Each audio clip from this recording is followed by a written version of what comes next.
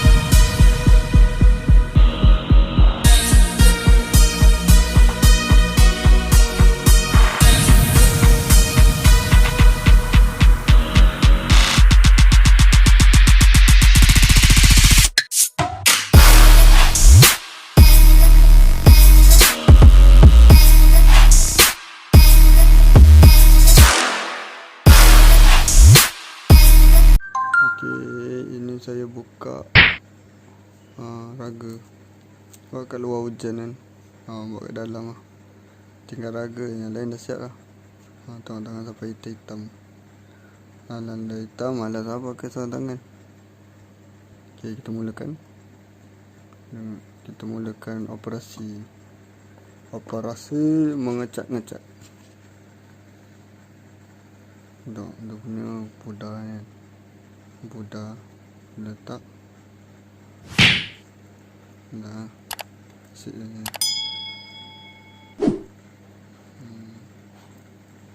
Macam gini. Elapkan saja padu-padu. Nampak perbezaan dia kan.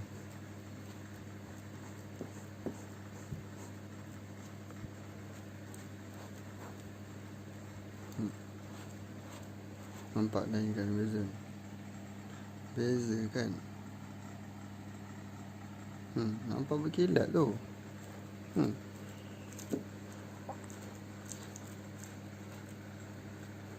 Bagus produk ni. Saya beli dekat Shoppe. Nanti saya bagi dia punya ID. Saya pun tak ingat apa dia punya nama tu. Nanti saya bagi lah dekat tepi-tepi ni ke, dekat description ke. Nanti saya bagi lah. Kalau siapa yang berminat nak beli kan, terus seller dia ni. Produk dia dah jual sampai 7,000.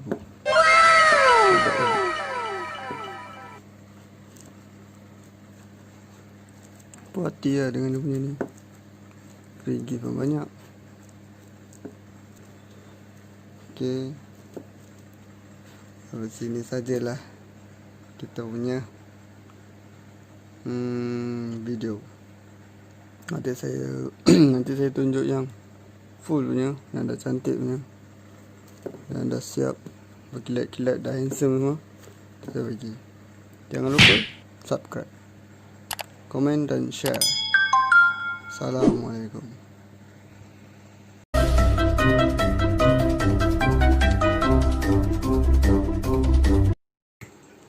Tadi post Tiada hantar barang yang saya order sudah sampai.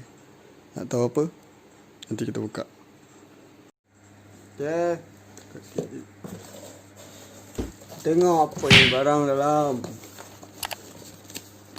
Wah, tebal tu. Siapa siap benda dulu. Oh, spoiler. Sudah sampai tau. Warna putih tau. White. Terima kasih kepada Auto Denso Part Aksesori Sendang Berhad kat Johor. Jauh kan? Entah. Terima kasih. Ori ke tak ori? Tak tahu lah. Okay. Nanti kita pasang. Bagi empak sikit eh. Okay. Jom. Okay, kita buka benda ni. Pakai box. Malas pakai box lama. Ni saya dah buka dulu lah. Malas. Panjang tu lah video.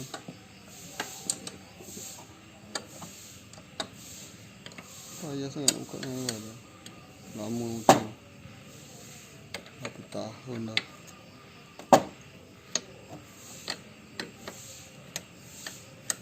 Cara pegang spana pun salah. Lepas sangat noob. Buat hal lah. Ni ketat tu. Kat semua macam nak jatuh. Yang lain longgar. Ketat gila tu. Aku buka dulu sebab habis.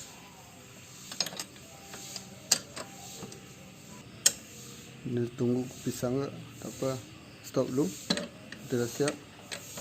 Kita tunjuk yang baik punya. Dah handsome. Kita bagi gambar. Kita payang gambar. Okay, stop dulu. Welcome. Stop.